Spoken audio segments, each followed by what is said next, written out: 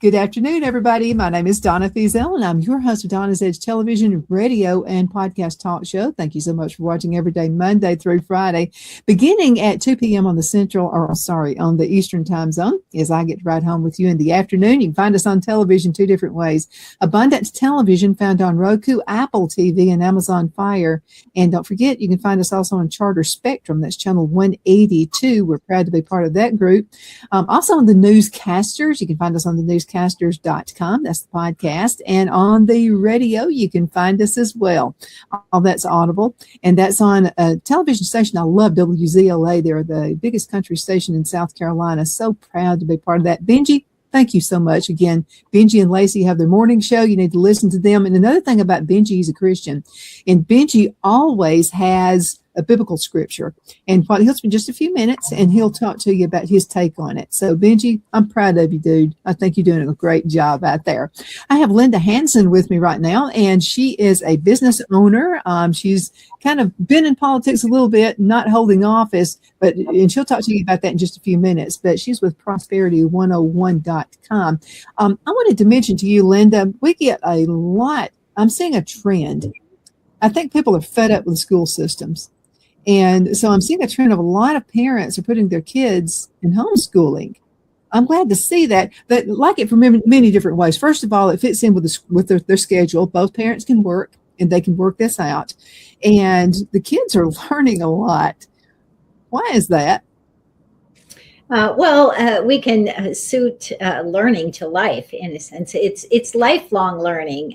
It's not structured rote learning. I mean, there's a place for rote learning. Don't get me wrong. I think that there's a great place for certain memorization and things like that. And then that can be really part of, like, say, classical education. But to have just kind of that canned assembly line educational system is not what is healthy for all children, and it's not good for our nation. And it really was designed not to educate children, but to create subjects more. And I, as a veteran homeschooler for many, many years, decades, homeschooled 6 kids, and they all are adults now doing great. And I would never have, I'm at a loss for words, obviously, but I will say I absolutely loved homeschooling. Were there days that were hard? Were there days that were, a sacrifice of myself, of what I might have wanted to do that day or something? Well, of course, but everything in life that's worth value is. And I would never trade that time with my kids. We get one chance. We get one chance to raise our kids. One chance. You only get so many summers. You only get so many birthdays. You only get so much time to read them a bedtime story at night and to snuggle with them before they go to bed when they're little toddlers. And, you only get one chance. And we need to prepare them for life. And homeschooling prepares for life. I think that school, I mean, there are good schools and there are good teachers. I'm not criticizing teachers at all, because there's so many wonderful teachers out there who are doing their best because they love kids, they love education, they want those kids to thrive. But I would say it's kind of like doing, the job with one hand tied behind the back, because the bureaucracy of what the school systems are is so limiting. And, like, for instance, okay, I talked to you on a recent broadcast about what I do with Prosperity 101. And part of why I do Prosperity 101 is to help re-educate people in the workforce about the basic civics and economics of job creation, helping them understand basic policies that affect their jobs, and empowering these employers to just simply provide educational information to open up the minds, to just help people learn how to think about these things, not what to think. It's never telling someone what to think. It's teaching them how to think. Well, this was born out of seeing the way that people do not understand our freedoms. They don't understand how to value our freedoms because they've not been taught. I was sharing what I do with a lady who's been in education for 30 years. She's been a teacher and a principal, and she told me, this would never have been allowed in my school because it didn't fit with Common Core. If it's not something we're going to test on, we don't teach it.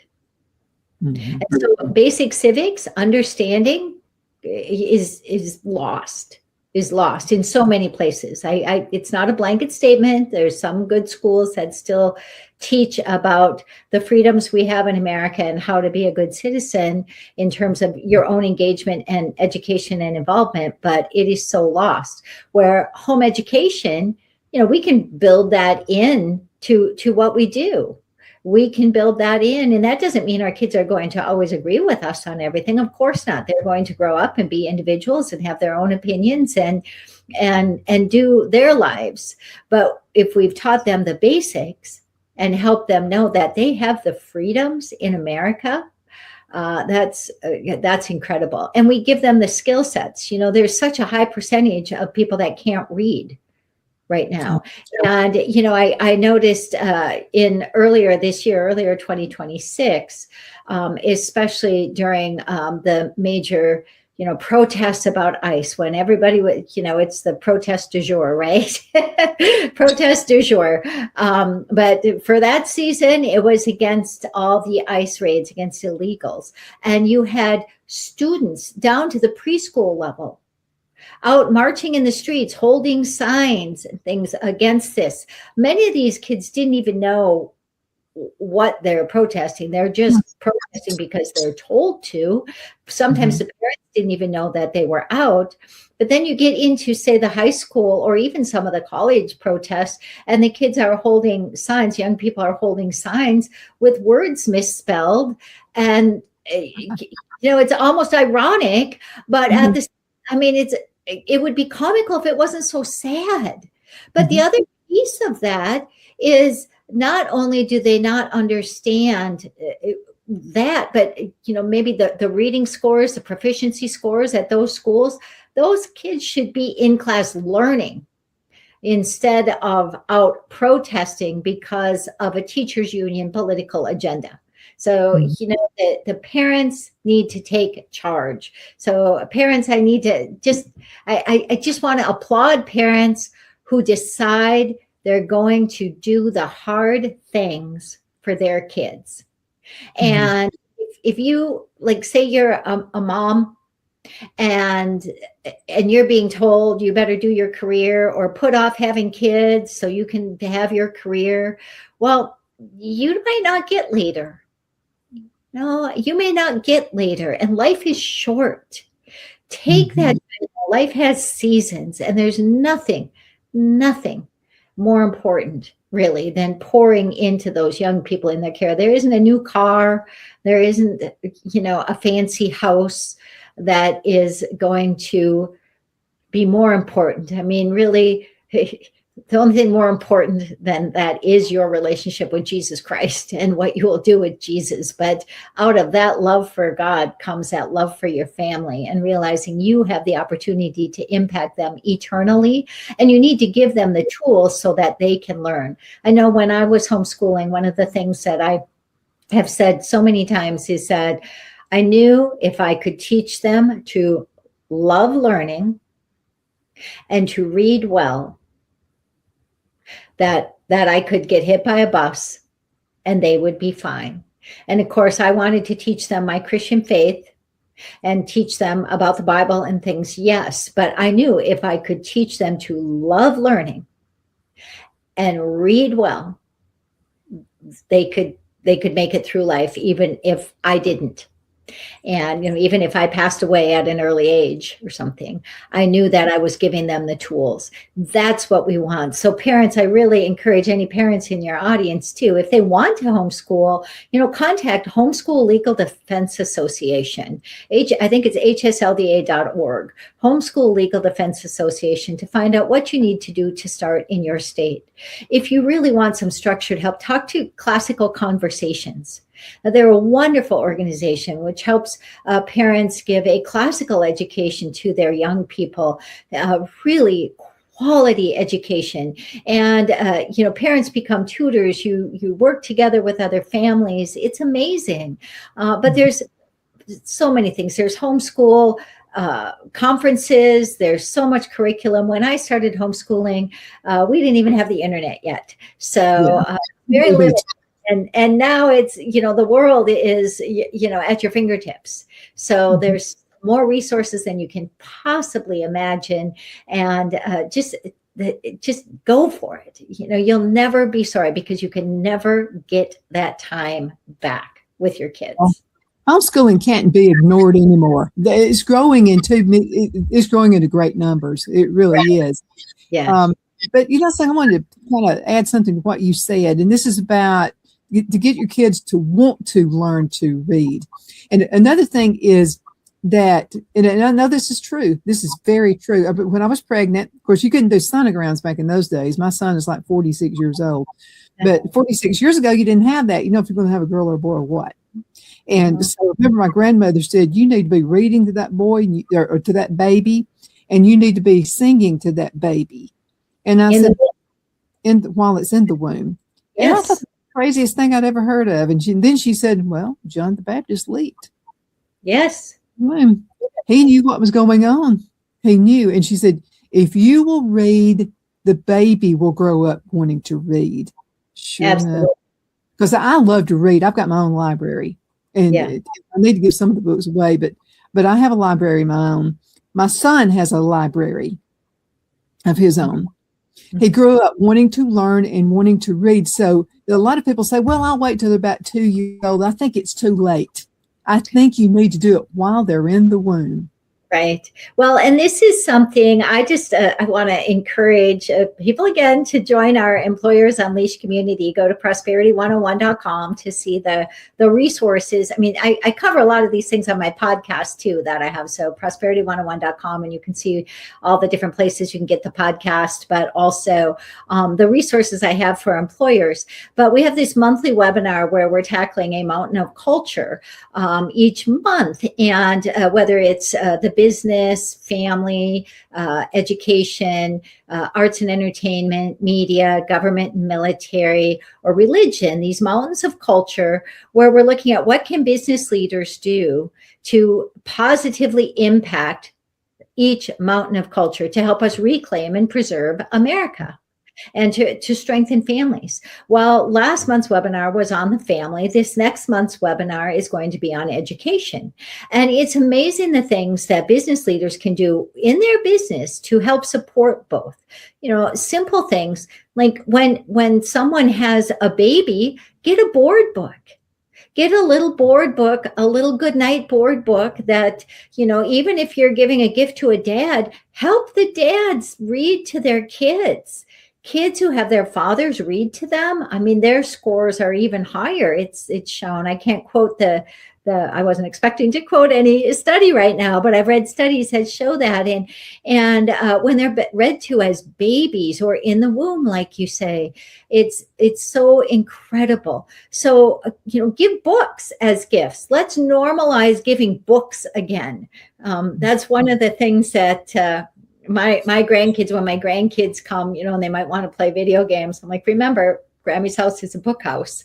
This house is a book house. They're like, we know, Grammy. But there's so many exciting things. And I love seeing them sit down with a pile of books and just get lost in it. And, their phones or whatever they have that they bring with them, I put them up on a shelf. And, we play games. We do all kinds of things and stuff, too. It's not like they just have to sit here and read books. But when I was raising our kids, too, I mean, we had assigned reading. I definitely went through, and every week, every month, there was assigned books. They read a voluminous amount of books because I wanted them to have a well-rounded education. And, we didn't have the internet back then. Nothing was on video back then. They had to read it. Now, I know that I'm very thankful. A couple of mine have photographic memory, so they could bring through things quickly. And I had learned a lot of speed reading when I was young. So I helped them learn how to, get through things faster. But it's amazing to see how many people just don't read. And it's a shame. And now there's really no excuse because we have books on audio. You can get audio books. You can watch people reading books. There's really no excuse not to be well read. And I think it's just so important. And so parents, model that for your children. Employers, model that for your employees. In my Employers Unleashed community, one of my employers who's a client, he's just wonderful. He's very caring with his employers. He cares about their families. He cares about he's open about sharing his faith if they want to hear. He doesn't push it on them, but they see him reading the Bible in his office in the early morning hours, or and they may ask questions and he answers. He doesn't push anybody, but he has been just an amazing example of an employer who has shown how to value the family, how to value the education of the employee, how to live out his own values in a way that doesn't push anything on them, but really supports them in the choices that we make. And isn't that what we all need to do? Is be authentic. By example. By example. And I'm going to tell you what, that's the best leader there is. Somebody who is going to lead by example. We've got to go into a commercial break. Queen City Used Car Sales has been serving drivers in the Northeast Alabama area for years with a quality selection of late model used cars, SUVs, and pickup trucks. On top of our extensive selection and competitive prices, we offer professional auto financing services for used car buyers of all credit levels. Whether you've just begun your search or you're ready to secure your next vehicle, at Twin City Used Car Sales, you will drive away with the vehicle of your dreams. The sales and finance staff at Twin City Used Car Sales looks forward to serving you, and you can apply for financing online before your visit to our used dealership in Gadsden, Alabama.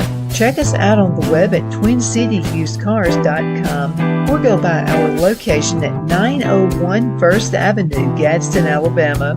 We sincerely look forward to serving you.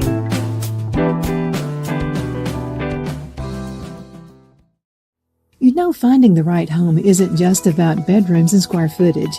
It's about comfort, security, and the feeling you get the moment you walk through the door. That's why so many families across Greenwood and the Lakelands area trust Jenny Ferguson with Keller Williams. And I'll tell you from personal experience, Jenny was my realtor, and she truly cares about her clients. Jenny takes the time to listen, to understand what matters most, and to guide you every step of the way, whether you're buying your first home, upgrading, or ready to sell. Because this isn't just a transaction, it's your life. With local knowledge, personal care, and a commitment to getting it right, Jenny Ferguson makes the process simple and even enjoyable. So if you're thinking about buying or selling, now's the time to make your move.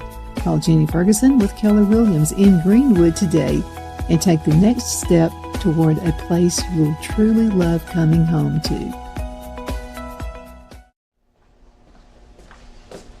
Are you ready? We all wonder what tomorrow will bring, but the future lays itself at the feet of the prepared and surrenders to the will of the persistent. It's not easy, but today shapes you so you can shape tomorrow. With Northeast Alabama Community College, when the future asks if you're ready, you can answer. Yes. Begin your future at Northeast Alabama Community College. Okay, we are back. My name is Donna, and I'm your host of Donna's Edge television, radio, and podcast talk show. I've got Linda Hansen with me right now. Linda, we've got about 10 minutes left in this segment. Man, time flies when you're having fun. And I love learning. I just, and I love the thing you're saying about the kids. And I will tell you this, kids remember everything. Okay, so my household, not a great one to grow up in, but I definitely remember my grandparents. I was in the 4th grade, and so I won the spelling bee for the 4th grade, and I got to compete with the 5th and 6th graders. I didn't think I was going to see my parents there, and I didn't, but I did see my grandparents there. So if your kids are not going to things and helping out your grandkids, grandparent, you step up, okay? Because the grandkids will definitely remember those things. That's precious. That's right. precious. By the way, I wound up being up there. I was the last 4 with the 6th graders. Oh. Well, and it goes by so fast. Those moments go by so quickly, and they're so formational to our adult lives. I can think of so many things. My grandparents didn't get to go to things. One grandfather died before I was born. My other grandfather died when I was 5, and my grandmothers lived far away, and they didn't get to go to a lot of things. But I can tell you, my maternal grandmother, I remember one time she came to a synchronized swimming competition that I did. And she and my mom, somehow my grandma got up into the bleachers and things. And she and my mom, I'm going to cry just thinking about it. She and my mom sat and cried in the bleachers because my mom had not been able to get to one of my competitions either yet for that sport. And then the fact that she brought my grandma, who lived far away and was visiting, and they were there, it was so special for them. And what a bonding moment. I can't see a synchronized swimming event where I don't think about that moment. And so it's good you brought up grandparents. So it's the same. Parents, remember, your children look for you. I love watching those programs of little kids, or going to my grandkids programs or something, where you've got the little kids and they get up on the stage, they all shuffle up on the stage. They might be, picking their noses or lifting their little dresses because they don't even realize that they're, doing it. And they're, maybe 4 years old. Who do they look for? They scan the crowd, and who do they see? Their parents. They look. You can see them. Some of them doing this. Yes, yes. And as soon as they see it, it's just universal. It's almost like it doesn't matter what country, it doesn't matter what background. It's universal, and it just shows the importance of family. And family is the bedrock of society. And we were talking about home education. Public school or even private school, a school away from home is the experiment. What showed, growth and positivity and positive results for years and generations was home education. So it wasn't until we started sending our kids off to government schools that we start ending up with the problems that we have, and low reading scores and crime and, drug abuse and family estrangement, all these things that come up. We have to go back, keep the first things the first things. God, family, country. God, family, country. And that's keep the first things the first things. Let me ask you a question. This is about elections. You know how I am about that. You should vote no matter what. You just have to. I don't think in my lifetime I've ever missed an election. Mm-hmm. I'm not remembering when I missed. It was so important, but it was also so important my son see me go vote. And Phil and I, and we go and vote. But let me ask you, because a lot of folks say, well, I'm just going to do the presidential election. The small boys, it doesn't matter. To me, the local elections with your mayors and the people on the board, those things are really important to me because they are in your community. To Absolutely. me, and I want to know your opinion on this. To me, my opinion is it starts at the bottom. It starts local. You better get the right people in, or your city's going to get involved. Well, and let's go back to education, like what I do with Prosperity 101. There's nothing, all politics is local, right? So there's nothing more local than your family, home education, how educating your family, and your workplace, educating those in your, there's nothing more local than that. Then you move into your community and things. And, you talk about elections for city mayor, things like that. Look at New York right now. We have a socialist mayor. A socialist Muslim mayor in New York, absolutely changing what is happening in New York. We have the 9/11 memorial with Muslim prayer rugs there. This is wrong.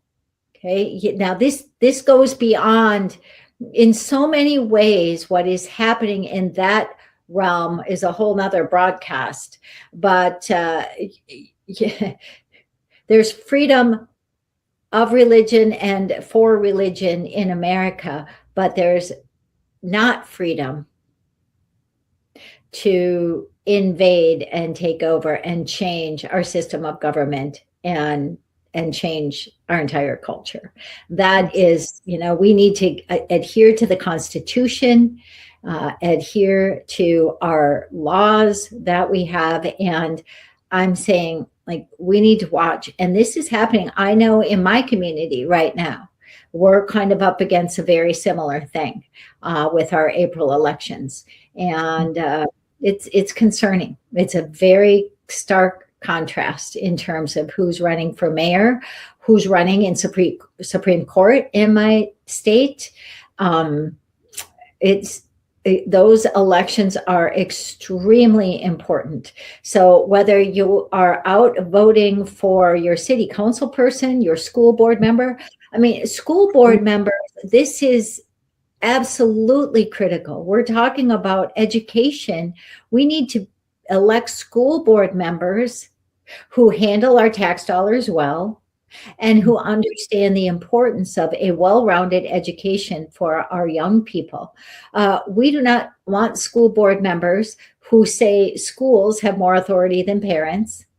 We don't want school board members who say it's okay for boys to be in girls' bathrooms or for children to show up as furries and demand litter boxes instead of toilets. These are things that are happening, and school board people are just saying, okay, we don't want porn in our curriculum, and when people criticize conservatives for saying that, I said, this isn't really even conservative. This is protecting children. But at the same time, nobody's saying books have to be burned or banned. It's just saying we don't have to pay for them with our taxpayer dollars. If somebody wants to publish them and as an adult go buy them, but we don't have to pay for them with our taxpayer dollars and then have our children reading them. Absolutely not. So go pay attention who's running for school board in your community. And it doesn't matter if you have kids or not. It doesn't matter, because your tax dollars are being spent and your community is being impacted, and those kids being educated. You never know who you're educating. I tell this to the employers that I work with all the time, is that, sometimes the smallest thing that you say to help light a spark of education and understanding in them, you don't know if you might be the next, educating one of the next world leaders. In fact, for example, Ronald Reagan was a lifeguard from Eureka College. He went on to work for General Electric. He was a liberal. General Electric had a book club. This is something employers can do now, just a simple book club or a lending library. Mm-hmm. They had a book club where they wanted their employees to understand the impact of free enterprise and capitalism on the business and what it had to do with their jobs. Ronald Reagan started reading these books and began to change his worldview. Okay. Years later, he's president telling Gorbachev to tear down that wall. So employers, I tell you, you never know who you're educating. You never know. Linda, we're going to have to call it a day. I can't believe that time flies. Such a pleasure always is having you on the show. And guys, thank you so much for watching. Continue sending email, Donna@donnasedge.com. We'll see you next time. Thanks, Linda.